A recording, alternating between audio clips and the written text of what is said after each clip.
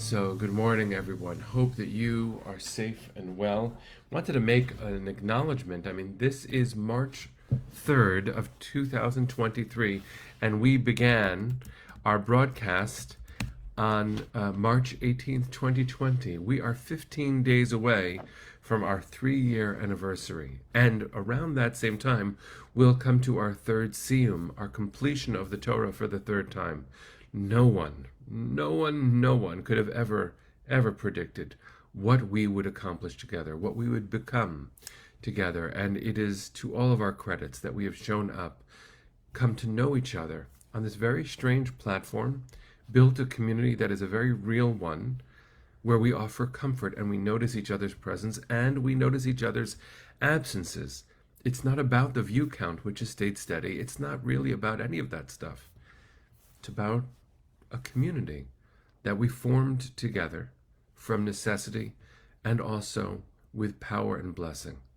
So good morning to all of you. It's so beautiful to be in community with you. Let's talk some Torah. It's Parshat Tetzaveh, and also the Shabbat is Shabbat Zachor, the Shabbat just before Purim. And Purim itself requires a lot of unpacking because as a child it's this delightful costume party with yummy food and hamantashen and silliness. And the truth is, it's a lot more complicated than that. Because yet again, it is a story of our children and our parents and us all being subjugated to oppression and physical threat of violence because of who we are. Now, Jews are not the only people who have been targeted in history for being who they are. It's so important for us to remember that there's a pattern of dehumanization where Jews have been an eternal target, that is for sure, but not the only targets. And our work as a Jewish community in the world must include the recognition that hatreds of many kinds find echoes, ancient echoes, in the language that the bad guy, whose name I won't use because why should we elevate him in our consciousness? Why should we entertain ourselves with booing or stomping just for a day? Let me not name him, because the villains don't deserve recognition. The heroes do. The ones who rehumanize us do. And so what I want to do is focus on something that went wrong in us, which is also part of the hidden aspect of Purim. Shabbat Zachor, we read the story in the Torah that we're going to read, Tetzaveh. That's where we are up to on our weekly cycle. And also, we are up to Shabbat Zachor, where we turn to a different part of the Torah. And we read about the assault on our people just as we were leaving Egypt. Just after we crossed the sea, there's a tribe called Amalek, from whom the bad guy of Purim is said to have emerged as a descendant. And Amalek struck us where we were weak, struck us where we were most vulnerable, the people who moved slower. And we know that part of our obligation as a faith community, as a Jewish community, is to take care of our world's most vulnerable. We as UJA certainly aim to tend to New York City's most vulnerable. Our catchment area in Westchester and in Queens, Long Island, in all the boroughs, we are here. We are here, and our core mission is to raise everyone up to live lives of dignity. But it's also the case that Amalek came from somewhere. Amalek, the tribe from which the bad guy from Purim descended, came from somewhere. And the rabbis in the Midrash and in the Talmud 2,000 years ago wondered, where did he come from? And so did the Torah. So in the Torah, there's a story that you might not remember, but the first mention of the name Amalek happens because Timnah was a character, a woman, during the time of the Torah, who married Esav, who married Jacob's brother, our uncle. And from Timnah was born Amalek, grandchild.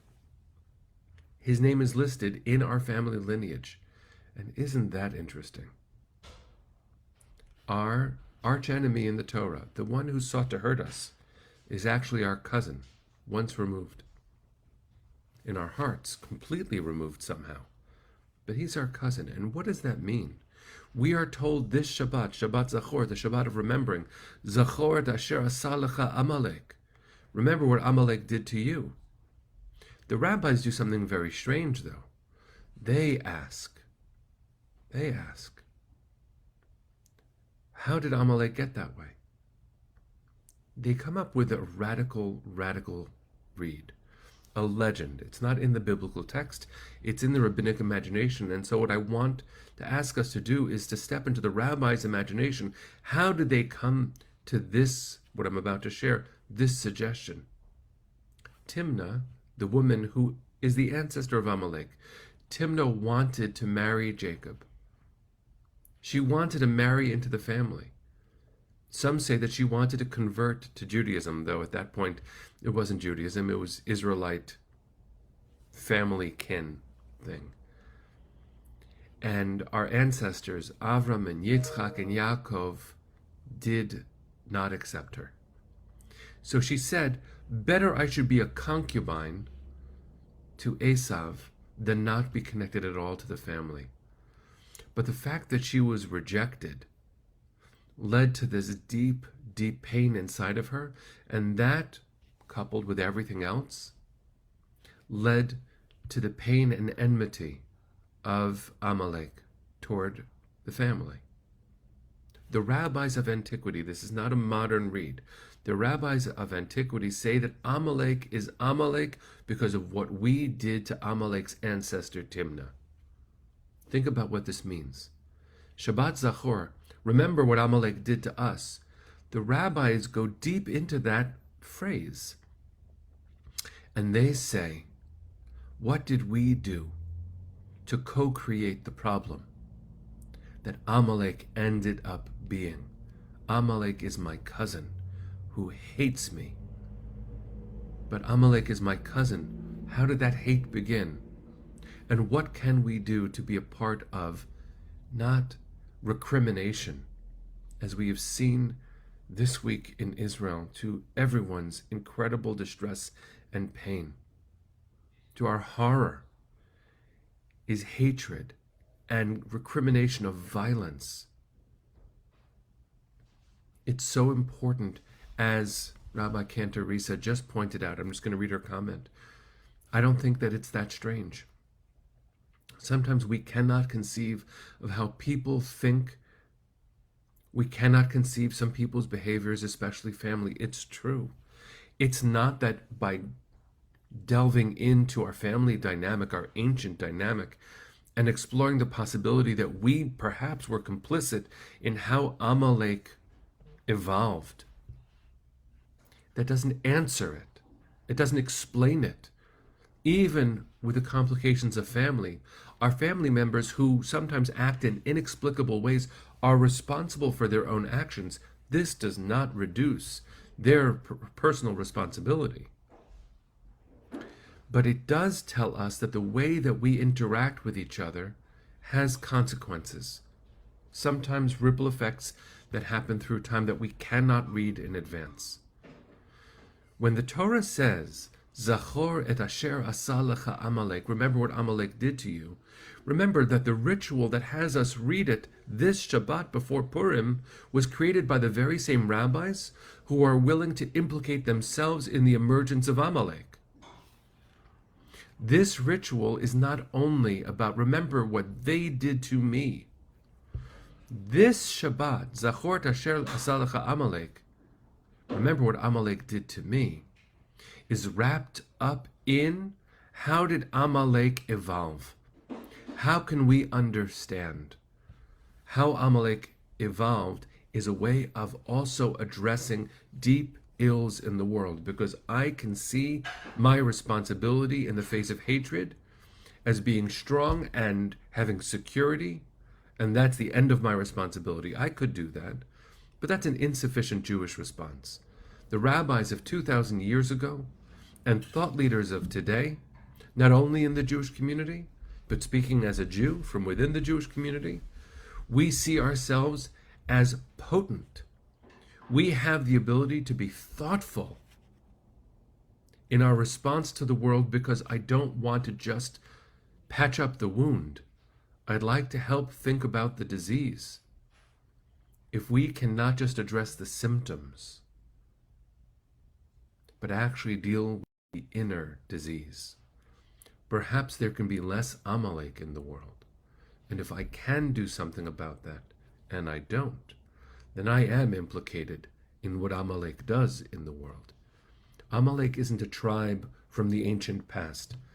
By connecting the bad guy from the story of Purim to the ancient biblical Amalek, what the rabbis do with this very imaginative lineage is saying, it didn't go away, the problem didn't end. And the problem won't end until I implicate myself in the ills of the world. Obviously not supporting the disease, but addressing it, facing it, thinking about it. My daughter right now is doing a paper on the KKK in the aftermath of the American Civil War and contextualizing it as part of mob mentality. And in her research, connecting it to January 6th, and in deeper research, recognizing that this is a problem that plagues humanity throughout time. How, friends, can we reduce the power of Amalek? Perhaps the rabbis go a step further and we can take a lesson from them. Elsewhere in the Talmud, there's a teaching that the descendants of Amalek, the descendants of the bad guy from Purim, studied Torah in Bnei Brak, in a Jewish place of learning in the ancient world. How could that be? We're not allowed to connect with Amalek, and why would Amalek want to connect with us? We're always supposed to destroy Amalek. Some of the harshest parts of the Torah are all about that. The harshest parts of Tanakh are all about that. We read it this Shabbat. They say that the reason why it was possible for the descendants of Amalek to learn Torah in Bnei Brak is because when we were subjugated, there were occupiers of ancient Israel and the surrounding world. King Zerubbabel mixed up all the people. You can't, as Rabbi Cantor Risa is pointing out, you can't execute your problem. You can't. But what you can do is recognize that somehow through time we've all become mixed up with each other. My identity, not just through 23andMe, DNA testing. My identity is wrapped up in everyone else's. My history is not an isolated thing. We are called, as our teacher Risa is pointing out over and over, to put light in the world, to shine a light. I am implicated in every ill because the difference between you and me is an illusion. What affects you affects me. We say this in the worst of times, hatred against one is hatred against all. But that means love for all can mean love for one. We have work to do, friends. It cannot all be reactive work, because the problem won't go away. It'll only get bigger. Our work has to be implicating ourselves in the problems of the world, coming to understand the patterns as they exist, and seeing if we can disrupt them for the good. Can't weaponize our faith, and we can't ghettoize ourselves away from the problems of the world. It didn't work in the pandemic, and it doesn't work with hatred. Zachor et asher asa lecha Amalek. Really, we must remember what Amalek did to us. And now, remember where Amalek came from, because once upon a time, there was a human being named Amalek whose grandmother just wanted to be close to a family, and that family hurt her. And somehow the trauma that passes through generations made her grandson unable to see the humanity in his cousins. And in reaction, his cousins, us, had the tendency of ignoring the humanity in him and calling him enemy. So we're going to go to Purim. Monday morning we'll learn together. It's a big gift. It's a big gift. We'll learn together again having gone through the lessons of this coming Shabbat, I encourage you, friends, look at a place in the world that you just don't understand. It could be as close as your own heart. It could also be as close as someone in your family. It could be a neighbor. It could be someone who you know votes differently from you. See if there's a way to build a bridge from your heart, because it begins with you, not to convince them, though you may think that they are absolutely wrong, but to see them as a human being who comes from somewhere, and to demand of them that they see you in the same way. None of us are less than human. None of us. We're all human. We all come from somewhere.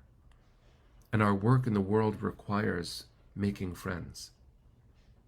Just imagine what the world would look like if Amalek's grandmother had received a little bit more kindness. Maybe he still would have done harm. But we would know that we weren't part of the why. As Linda just wrote, and this will be the last thing that I say before we sing our way into Shabbat, is love begins with us. Amen, Linda. Amen.